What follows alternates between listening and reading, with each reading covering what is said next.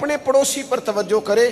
اس مقصد کے لیے جو آدمی رزق حلال کمائے گا، اللہ کے حبیب علیہ السلام فرماتے ہیں قیامت کے دن جب وہ آئے گا تو اس کا چہرہ 14ویں کے چاند کی طرح چمک رہا ہوگا.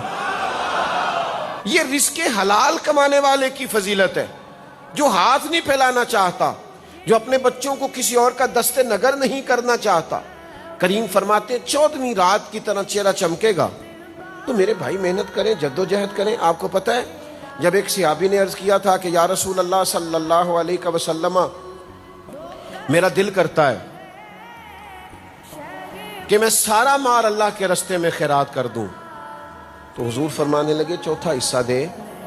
ہم نہیں چاہتے کہ تیرے بچے بعد میں دوسروں کے آگے ہاتھ پھیلائیں. تو حضور نے تو خود گویا اسے تلقین فرمائی کہ اپنے بچوں کے لیے کچھ سنبھال کے رکھ، کچھ تیرے پاس ہونا چاہیے جس سے تیری اولاد